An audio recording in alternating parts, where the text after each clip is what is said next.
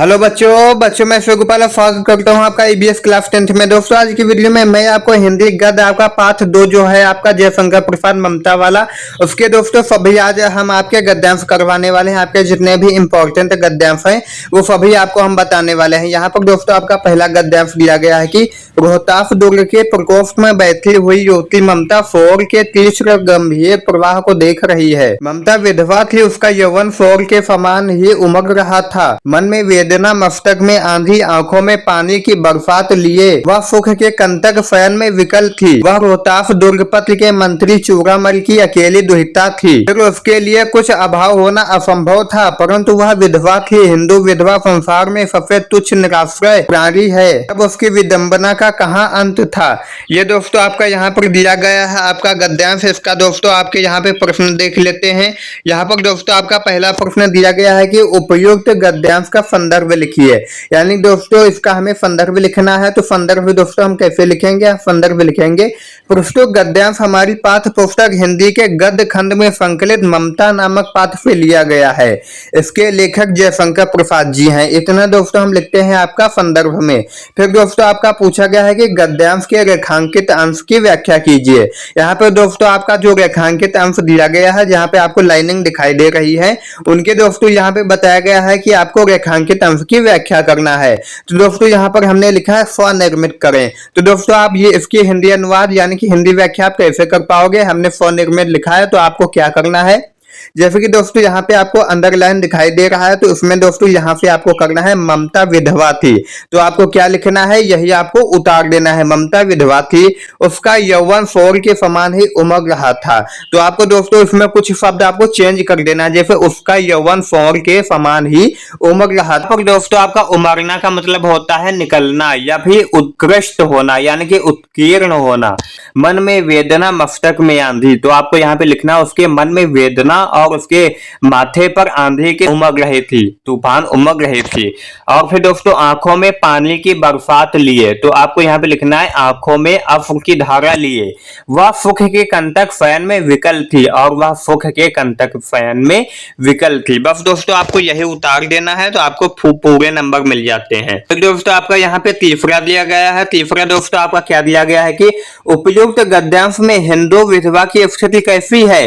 तो आपको क्या लिखना, उपरोक्त गद्यांश में हिंदू विधवा की स्थिति को दयनीय, शोचनीय, तुच्छ और उस प्राणी के समान बताया गया है जिसे कोई आश्रय नहीं देना चाहता है। वह तरह तरह के दुख सहने के लिए विवश होती है। ये दोस्तों आपका पहले गद्यांश के प्रश्न उत्तर हो जाते हैं। अब दोस्तों आपका देख लेते हैं दूसरा गद्यांश। दूसरा गद्यांश दोस्तों आप गद्यांश दिया गया है कि हे भगवान, तब के लिए विपद के लिए इतना आयोजन, परम पिता की इच्छा के विरुद्ध इतना साहस। पिताजी क्या भीख न मिलेगी, क्या कोई हिंदू भूपृष्ठ पर न बचा रह जाएगा जो ब्राह्मण को 2 मुट्ठी अन्न दे सके। यह संभव है, फेर दीजिए पिताजी, मैं कांप रही हूँ। इसकी चमक आंखों को अंधा बना रही है। मूर्ख है कहकर चूड़ामल चले गए। ये दोस्तों आपका यहाँ पे गद्यांश दिया गया है। अब दोस्तों इसके हम प्रश्न उत्तर देख लेते हैं। आपका दोस्तों यहाँ पे पहला प्रश्न वही दिया गया है, उपयुक्त गद्यांश का संदर्भ लिखिए। तो दोस्तों संदर्भ आपका सभी में सेम रहता है। तो संदर्भ में हम क्या लिखेंगे, प्रस्तुत गद्यांश हमारी पाठ्य पुस्तक हिंदी के गद्य खंड में संकलित ममता नामक पाठ से लिया गया है। इसके लेखक जयशंकर प्रसाद जी हैं। ये दोस्तों आपका जो गद्यांश होता है ये सभी उसमें गद्यांशों में समान रहता है। फिर दोस्तों आपका दूसरा दिया गया है कि गद्यांश के रेखांकित अंश की व्याख्या कीजिए। तो दोस्तों यहाँ पर भी हमने स्वनिर्मित लिखा है। तो दोस्तों यहाँ पर आपके जो लाइनिंग दी गई है इसे हमें हिंदी अनुवाद करना है। तो दोस्तों आपका क्या लिखा है, हे भगवान, तब के लिए विपद। तो दोस्तों आपको इसमें कुछ शब्द आपको चेंज कर देना है, यानी कि उसका आपको पर्यायवाची कर देना। जैसे लिखा है हे भगवान, तो आपको लिखना हे ईश्वर, तब के लिए, विपद के लिए यानी कि विपत्ति के लिए, इतना आयोजन को इतना आयोजन ही आप लिख देंगे। परम पिता की इच्छा के विरुद्ध इतना साहस। तो आपको लिखना है परम पिता परमेश्वर की इच्छा के विरुद्ध इतना साहस। इतना लिखने के बाद दोस्तों आपको आगे क्या लिखना, फेंक दीजिए पिताजी, यानी कि रहने दीजिए पिताजी, मैं कांप रही हूँ। इसकी चमक आंखों को अंधा बना रही है। ये आपके सोने की चमक हमारी आंखों को परेशान कर रही है। ये दोस्तों आप लिख दोगे, आपको पूरा नंबर मिल जाएगा।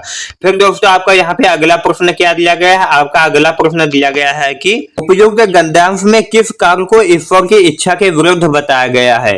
यानी कि आपका जो गद्यांश दिया गया है इसमें किस कार्य को ईश्वर की इच्छा के विरुद्ध बताया गया है। या फिर दोस्तों यही प्रश्न आपका अथवा में इस प्रकार से पूछ सकता है कि अपने पिता का कौन सा कृत्य ममता को परमपिता की इच्छा के विरुद्ध लगा। तो दोस्तों इन दोनों प्रश्नों का उत्तर आप क्या लिखोगे? आपत्तिकाल के लिए शत्रु से रिश्वत लेना ममता को परमपिता परमेश्वर की इच्छा के विपरीत लगा। ये दोस्तों आपका हो जाता है दूसरा गद्यांश। अब दोस्तों आपका हम देख लेते हैं गा नंबर यानी आपका तीसरा गद्यांश। तीसरा गद्यांश दोस्तों आपका यहाँ पे क्या बताया गया है कि गला सूख रहा है, साथी छूट गए, अब वो गिर पड़ा है, इतना थका हुआ हूं। इतना कहते कहते वह व्यक्ति धम से बैठ गया और उसके सामने ब्रह्मांड घूमने लगा। स्त्री ने सोचा यह विपत्ति कहां से आई, उसने जल दिया, मुगल के प्राणों की रक्षा हुई। वह सोचने लगी सब विधर्मी दया के पात्र नहीं, मेरे पिता का वध करने वाले आतताई घृणा से उसका मन विरक्त हो गया। स्वस्थ होकर मुगल ने कहा माता तो फिर मैं चला जाऊं। स्त्री विचार कर रहे थे मैं ब्राह्मणी हूं, मुझे तो अपने धर्म अतिथि देव की उपासना का पालन करना चाहिए, परंतु यहाँ नहीं सब विधर्मी दया के पात्र नहीं, परंतु यह दया तो नहीं, कर्तव्य करना है तब। तो दोस्तों आपका यहाँ पे गा नंबर यानी कि आपका तीसरा गद्यांश हो जाता है। इसके प्रश्न उत्तर देख लेते हैं। यहाँ पर दोस्तों आपका पहला प्रश्न दिया गया है कि उपयुक्त गद्यांश का संदर्भ लिखिए। तो दोस्तों संदर्भ आपका सभी में सेम रहता है, तो संदर्भ में हम लिखते हैं प्रस्तुत गद्यांश हमारी पाठ्य पुस्तक हिंदी के गद्य खंड में संकलित ममता नामक पाठ से लिया गया है। इसके लेखक जयशंकर प्रसाद जी हैं। अब दोस्तों इसका हिंदी अनुवाद आपका गद्यांश के रेखांकित अंश की व्याख्या करना है, तो स्वनिर्मित है। तो दोस्तों यहाँ पर आपकी जो लाइनिंग दी गई है इसमें दोस्तों आपका हिंदी अनुवाद करना है यानी हिंदी व्याख्या करनी है। तो दोस्तों आपका यहाँ से चालू है कि लगी सब विधर्मी दया के पात्र नहीं, मेरे पिता का वध करने वाले आतताई। तो दोस्तों आपको यहाँ पे लिखना है कि ममता सोच रही है कि सभी विधर्मी यानी कि सभी विधर्मी दया के पात्र नहीं होते हैं, मेरे पिताजी का अंत करने वाले अतएव घृणा से उसका मन विरक्त हो गया। मेरे पिता का वध करने वाले अतएव यानी कि यही हो सकते हैं, लेकिन मेरा जो मन है वो घृणा से भर चुका है। बस दोस्तों आपको इतना ही लिख देना है, आपको हिंदी अनुवाद में नंबर फुल मिल जाएंगे। फिर दोस्तों आपका यहाँ पे दिया गया है आपका तीसरा नंबर, स्त्री किस धर्म के पालन के विषय में विचार कर रही थी। तो स्त्री किस धर्म के विचार कर रहे थे? स्त्री विचार कर रहे थे कि ब्राह्मणी हूं, मुझे तो अपने धर्म अतिथि देव की उपासना का पालन करना चाहिए। यानी कि वह सोच रहे थे कि मैं तो एक ब्राह्मणी हूँ, ब्राह्मणी पुत्र हूँ, मुझे तो अपने धर्म अतिथि देव की उपासना का पालन करना चाहिए। अब दोस्तों आपका देख लेते हैं चौथा नंबर। चौथा नंबर दोस्तों आपका दिया गया है कि ममता ने मन में कहा यहाँ कौन दुर्ग है, यही झोपड़ी ना जो चाहे ले ले, मुझे अपना कर्तव्य करना पड़ेगा। वह बाहर चली आई और मुगल से बोली जाओ भीतर, थके हुए भयभीत पथिक तुम चाहे कोई हो, मैं तुम्हें आश्रय देती हूँ, ब्राह्मण कुमारी हूँ, सब अपना धर्म छोड़ दे तो मैं भी क्यों छोड़ दूं। मुगल ने चंद्रमा के मंद प्रकाश में वह महिमामय मुखमंडल देखा, उसने मन ही मन नमस्कार किया। ममता पास की टूटी हुई दीवार में चली गई, भीतर थके पथिक ने झोपड़ी में विश्राम किया। ये दोस्तों आपका चौथा दिया गया है गद्यांश। अब दोस्तों आपके इसके प्रश्न उत्तर देख लेते हैं।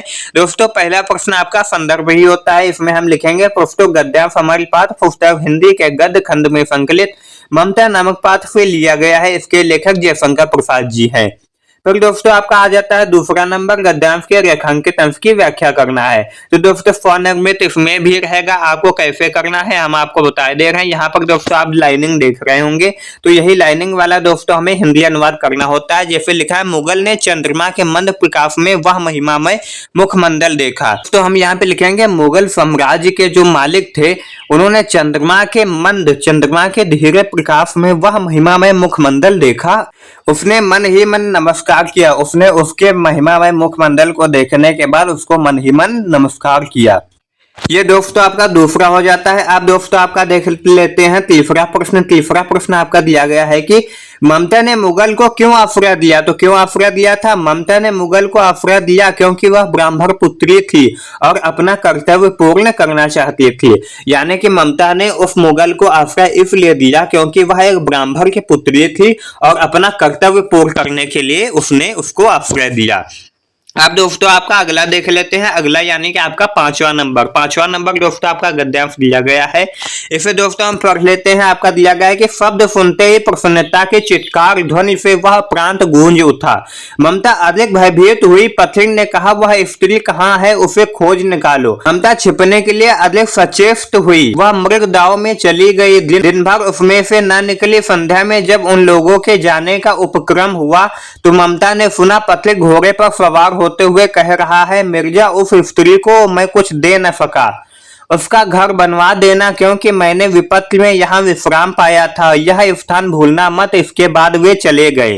ये दोस्तों आपका हो जाता है पांचवा गद्यांश। इसके दोस्तों आपके देख लेते हैं प्रश्न उत्तर। पहला प्रश्न आपका वही संदर्भ है। संदर्भ में दोस्तों हम लिखते हैं पृष्ठों गद्यांश हमारी पाठ्य पुस्तक हिंदी के गद्य खंड में संकलित ममता नामक पाठ से लिया गया है। इसके लेखक जयशंकर प्रसाद जी हैं। अब दोस्तों गद्यांश का आपका रेखांकित अंश की व्याख्या करना है तो यह भी दोस्तों आपका स्वनिर्मित है। तो दोस्तों आपको यहाँ पे दिखाई दे रहा होगा जहां पे अंडरलाइन है, यहाँ पे हमें हिंदी अनुवाद करना होता है। तो हिंदी अनुवाद हम कैसे करेंगे? जैसे दोस्तों उसमें लिखा है, मिर्जा उस स्त्री को मैं कुछ दे ना सका। महाराज यानी कि मुगल ने कहा, मिर्जा मैं उस स्त्री को कुछ देना चाहता था जो कि मैं दे ना सका। उसका घर बनवा देना। उसने कहा कि इसका घर बनवा देना पक्का, क्योंकि मैंने विपत्ति में यहाँ विश्राम पाया था। क्योंकि मैंने जब हमारे ऊपर विपत्ति आई थी तो यहाँ पर हमने विश्राम किया था। बस इसका दोस्तों आपको इतना लिख देना है, आपको फुल नंबर मिल जाएंगे। फिर दोस्तों आपका तीसरा प्रश्न क्या दिया गया है? तीसरा प्रश्न आपका है, ममता क्यों भयभीत हुई। तो ममता क्यों भयभीत हुई थी? ममता भयभीत हुई क्योंकि पथिक ने कहा वह स्त्री कहाँ है, उसे खोज निकालो, इसलिए ममता भयभीत हो गई थी। अब दोस्तों आपका देख लेते हैं छठा नंबर दोस्तों आपका यहाँ पे बताया गया है कि अश्वरोही पास आया। ममता ने रुक रुक कर कहा, मैं नहीं जानती कि वह शहंशाह था या साधारण मुगल, पर एक दिन इसी झोपड़ी के नीचे वह रह रहा था। मैंने सुना था कि वह मेरा घर बनवाने की आज्ञा दे चुका था। मैं आजीवन अपनी झोपड़ी के खोदे जाने के डर से भयभीत रही। भगवान ने सुन लिया। मैं आज इसे छोड़े जाती हूँ। तुम इसका मकान बनाओ या महल, मैं अपने चिर विश्राम गृह में जाती हूँ। वह अश्वारोही अवाक खड़ा था। बुढ़िया के प्राण पक्षी अनंत में उड़ गए। ये दोस्तों आपका छठा नंबर दिया गया है। अब दोस्तों इसके हम देख लेते हैं प्रश्न उत्तर। पहला दोस्तों आपका संदर्भ ही दिया जाता है। तो दोस्तों आपका संदर्भ क्या हो जाएगा? प्रस्तुत गद्यांश हमारी पाठ्य पुस्तक हिंदी के गद्य खंड में संकलित ममता नामक पाठ से लिया गया है। इसके लेखक जयशंकर प्रसाद जी हैं। फिर दोस्तों आपका वही गद्यांश के रेखांकित अंश की व्याख्या करना है तो स्वनिर्मित करना है।